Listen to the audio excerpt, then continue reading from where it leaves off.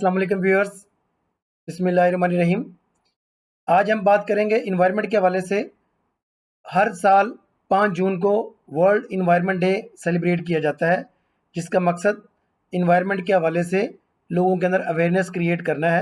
और इस साल का जो थीम है वो है इकोसिस्टम रेस्टोरेशन, कि किस तरह हमने जो अपनी इन्वायरमेंट को, इकोसिस्टम को डैमेज किया, इस तरह हम उसको रेस्टोर कर सकते हैं। तो आज इसी पे हम बात करेंगे। तो ये हमारी आउटलाइन है कि pollution, global warming, effects of environmental deterioration, how to preserve nature and clean and green Pakistan. तो इस आउटलाइन के मुताबिक आज हम अपना ये सेशन करेंगे। सबसे पहले तो ये समझना जरूरी है कि पोल्यूशन है क्या। Pollution is the introduction of contaminants into the natural environment that cause adverse change. यानी कि हमारी जो नेचुरल इन्वायरमेंट है, इसके अंदर जो कंटामिनेशन है, ऐसी आलूदगी हैं जो हमारे लिए एक बुरी चेंज लेके आती हैं। Pollution can take the form of chemical substances और एनर्जी सच एज नॉइज। ये किसी शक्ल में हो सकती है, केमिकल की शक्ल में भी हो सकती है, और नॉइज शक्ल, शोर की शक्ल में, हीट हरारत की शक्ल में, या रोशनी की शक्ल में। Pollutants, the components of pollution can be either foreign substances, energies or naturally occurring contaminants। तो ये फॉरेन खारजा सब्सटेंसेस भी हो सकते हैं और नेचुरल कॉन्टामिनेंट्स भी हो सकते हैं। तो ये पोल्यूशन यानी कि जो चीज़ हमारी हवा के अंदर, हमारी फ़िज़ा के अंदर आलूदगी का बाइस बनेगी और उसकी जो प्योरिटी है उसको डैमेज करेगी, उसको हम पोल्यूशन कहेंगे। इसी तरह पानी के अंदर जो कॉन्टामिनेंट्स मिलते हैं, जो पानी की जो प्योरिटी को नुकसान देते हैं और जिसके पीने के बाद इंसान मुख्तलिफ बीमारियों के अंदर लाक हो जाता है, तो वो पोल्यूटेड वाटर कहलाता है। तो ये तमाम चीज़ें पोल्यूशन का बाइस बनती हैं और किस तरह हम इन चीज़ों को कंट्रोल कर सकते हैं। ग्लोबल वार्मिंग, पूरी दुनिया का टेम्परेचर बढ़ रहा है। इसकी वजह क्या है? इंडस्ट्रियलाइजेशन है, अर्बनाइजेशन है, और बहुत ज़्यादा गाड़ियों का इस्तेमाल है, जिसकी वजह से टेम्परेचर बढ़ रहा है दुनिया का। Climate change includes both global warming driven by human induced emission of green house gases. यानी कि ऐसी गैसेज इमिट हो रही हैं, खारिज हो रही हैं, जो ओजोन की लेयर को डैमेज कर रही हैं। और ओजोन लेयर की डैमेज होने की वजह से क्या है? दुनिया का टेम्परेचर बढ़ रहा है और उसका नतीजा क्या निकलता है?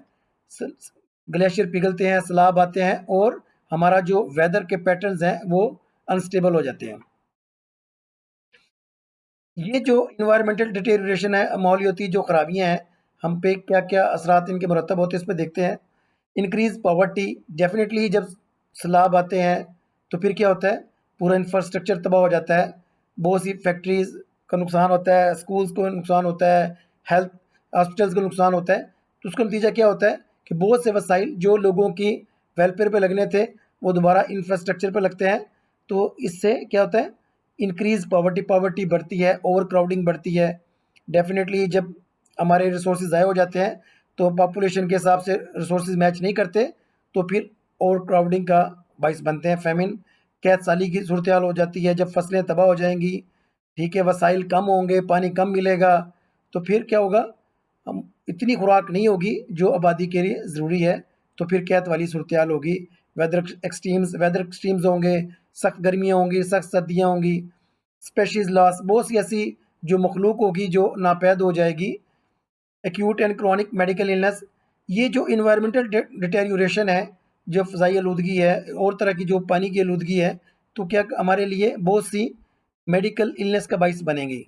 जैसे टाइफाइड है, ठीक है, ये बहुत से गंदे पानी से फैलने वाली बीमारियां हैं। इस तरह और बहुत सी बीमारियां हैं, हेपेटाइटिस बी है, सी है। जब लोगों को साफ पानी नहीं मिलेगा, पोल्यूशन वाला पानी मिलेगा, पोल्यूटेड वाटर मिलेगा, तो उनके लिए बहुत सी वो बीमारियों का सबब बनेगा। इसलिए ज़रूरी है जितना हम पोल्यूशन को कंट्रोल करेंगे, वाटर की, एयर की पोल्यूशन को, तो उतना ही हम लोगों की हेल्थ को बेहतर बनाने में कामयाब होंगे। फिर आ जाता है war and human rights abuse. फिर क्या होता है? जब वसाइल कम पड़ते हैं तो कंट्रीज़ क्या करते हैं? उन वसाइल को हासिल करने के लिए क्या करते हैं? जंग करते हैं, एक दूसरे पे हमले करते हैं। तो डेफिनेटली जितना ये वसाइल कम होते जाएंगे तो उनके लिए स्ट्रगल कंट्रीज़ की ज़्यादा होती जाएगी और उनके लिए कन्फ्लिक्ट्स ज़्यादा होंगी। पानी के लिए हम बहुत सुनते हैं कि अगली जंगें पानी के लिए होंगी, ठीक है। और अगर हम अपने कॉन्टेक्स्ट में भी देखें तो पाकिस्तान को भी सबसे बड़ा मसला पानी की कमियाबी का है।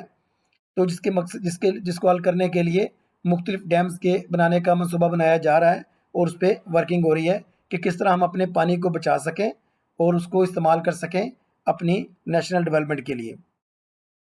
And increasingly unstable global situation, definitely जब कंट्रीज़ के अंदर कन्फ्लिक्ट्स होंगी, उनके ताल्लुकात ख़राब होंगे, तो एक अनस्टेबल सिचुएशन, ग्लोबल सिचुएशन होगी और पूरी दुनिया इससे अफेक्ट होगी। अब ये ग्लोबलाइजेशन का दौर है, अगर दो कंट्रीज़ के भी आपस में ताल्लुकात ख़राब होते हैं तो उससे दुनिया के बाकी कंट्रीज़ उससे उन इफेक्ट से, नेगेटिव इफेक्ट से महफूज नहीं रह सकते। अब सवाल पैदा होता है कि हम नेचर को प्रिजर्व कैसे करें, कैसे नेचर को बचाएं। सबसे पहले तो हमें क्या क्या फार्मूला आजमाना पड़ेगा, रिड्यूस, रीयूज एंड रिसाइकल। हमें अपने जो रिसोर्सेज को बड़ा कम इस्तेमाल करना पड़ेगा, उनको फिर दोबारा इस्तेमाल करना पड़ेगा ताकि हम उनसे ऑप्टिमम उनकी यूटिलाइजेशन को इंश्योर कर सकें और रिसाइकल कर सकें। Cut down on what you throw away, हम जो चीज़ें फेंक देते हैं हम उनको इस्तेमाल में लाना ज़रूरी है। जितना ज़्यादा हम उनको इस्तेमाल में लाएंगे उतने रिसोर्सेज हमारे ज़्यादा अरसे तक चलेंगे और हम अगली नस्लों के लिए भी अपने कुछ रिसोर्सेज को बचा सकेंगे। Volunteer for clean ups in your community, हम सबको अपनी कम्युनिटीज़ के अंदर अपने आप को रोल प्ले करना पड़ेगा, वॉलंटियर करना पड़ेगा, लोगों को एजुकेट करना पड़ेगा कि किस तरह हम अपने माहौल को साफ सुथरा रख सकते हैं और अपनी इन्वायरमेंट को क्लीन रख सकते हैं। जितना हम इन्वायरमेंट को क्लीन एंड ग्रीन रखेंगे उतने ही हमारे वसाइल बेहतर होंगे और हम अपने वसाइल को ज़ाया होने से बचा सकेंगे।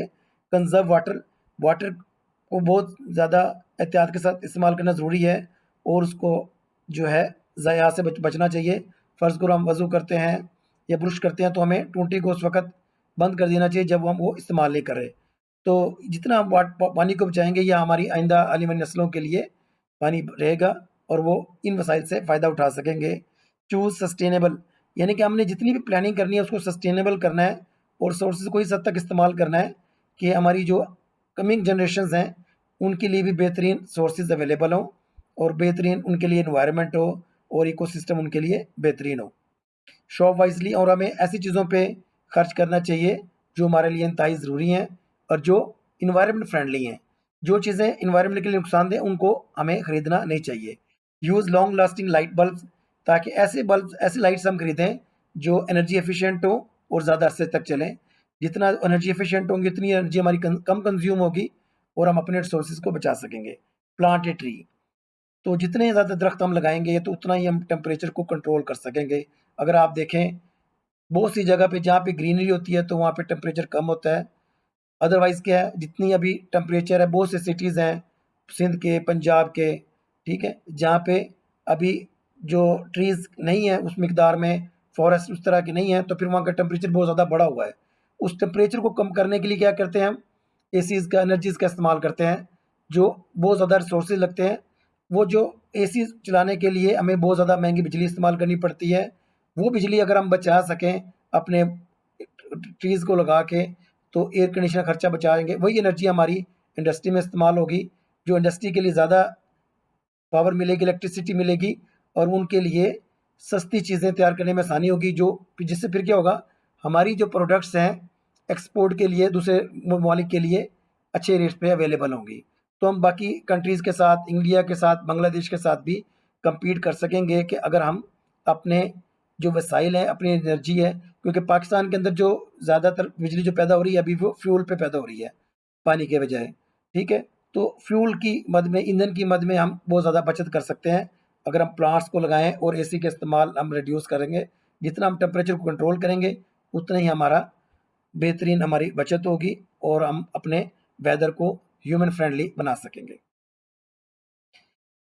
हुकूमत ने भी एक क्लीन एंड ग्रीन पाकिस्तान के नाम से एक इनिशिएटिव लिया हुआ है। उसमें क्या है, डोंट लिटर पब्लिक प्लेसेस। हमने अपने जो पब्लिक प्लेसेस हैं उनको गंदा नहीं करना, अपने घरों को, हमसायों को और पब्लिक मार्केट्स को हमने साफ सुथरा रखना है और उनको गंदा नहीं करना। रिसाइकल स्टफ, चीज़ों को हमने रिसाइकल करना है ताकि हम अपने रिसोर्सेज को बचा सकें और रीयूज़ कर सकें। अडॉप्ट इन्वायरमेंट फ्रेंडली प्रैक्टिस, हमें ऐसी इन्वायरमेंट फ्रेंडली प्रैक्टिस अडॉप्ट करनी चाहिए जिससे माहौल बेहतर हो। हमें ऐसी प्लानिंग्स करनी चाहिए, ऐसे सोसाइटीज़ बनानी चाहिए जहाँ पे प्लांटेशन भी हो, वो ग्रीन बेल्ट्स बनाई जाएँ और इसका मैंडेटरी कर दिया जाए कि हर जो सोसाइटी बने उसके अंदर प्लांटेशन का एक ख़ास जगह रखी जाए, मखसूस की जाए। जितने जाके प्लांट्स हों तो उतना ही उन सोसाइटीज़ का, उन टाउन्स का, ठीक है, जो हमारी जो